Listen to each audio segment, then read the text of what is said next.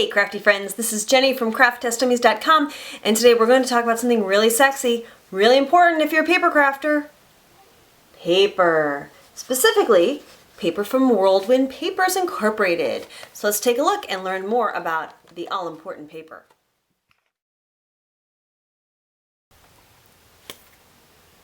Okay, so today we're talking about paper, specifically cardstock. And this is what I would call an intermediate or layering weight cardstock, which means it's not really stiff enough to be used as a card base, but it's great for layering.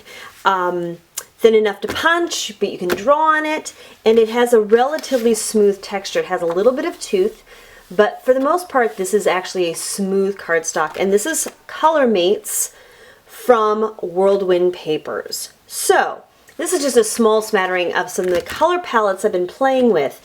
They've got, of course, tons and tons and tons of colors. And they're nice and they're bright and they're vibrant, which I really enjoy. So let's get to some of the nitty-gritty, shall we? First, let's talk about the white, because, of course, I use the white cardstock more than anything else. And I really wanted to see how it would act if I used a variety of media. So I stamped this cute little image. I forget where he's from. He's adorable.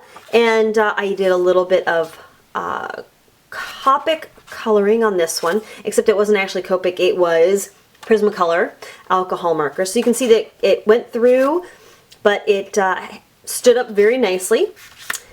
This is Twinkling H2Os, so this is a watercolor media again.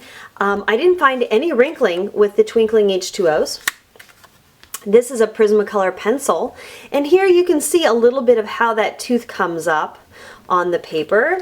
And then the last of this little sample is, actually these are cream chalks that I used. So beautiful, beautiful, beautiful on this paper. Aren't those guys cute? Love them. Okay, so the next thing I did was some punching. So I love to use these intricate punches. This one is a Martha Stewart one. This, I'm going to bring this over here so you can see it better, is one of the brand new Fiskars Intricate Punches. And as you can see, it did a marvelous job with the fancy punches.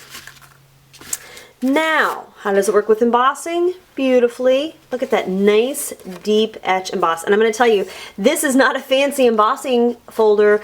This was one from Doris, and I think it cost me like under $5.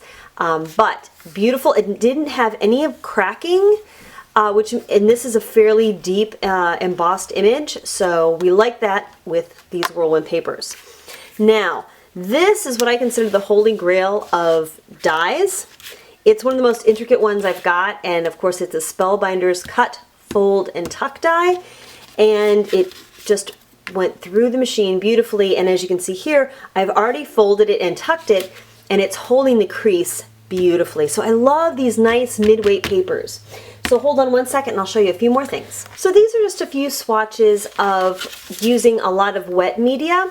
These are some sprays, and actually here's some more sprays.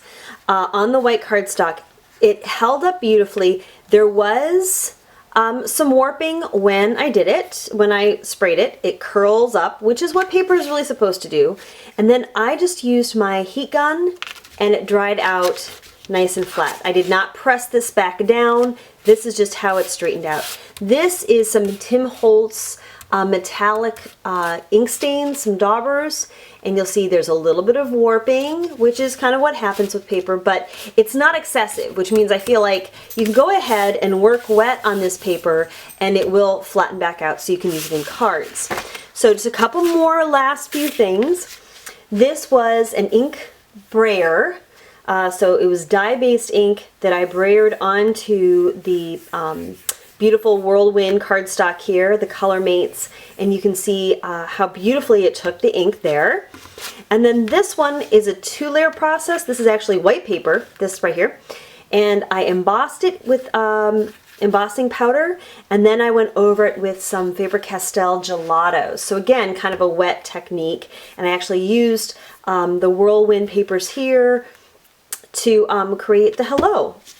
So I have been using this paper for just about everything. They sent me a nice, pretty color palette. Isn't it pretty? This is again using the punches. And I have been having a great time with it. So I encourage you to try out some of the wonderful Color Mates paper and try your hand at doing some different things and checking out the color palette because it's gorgeous. So thank you so much for watching. I hope that this was informative and helpful to you. If so, please give the video a thumbs up, and we would love it if you subscribe. So thank you so much and have a crafty day.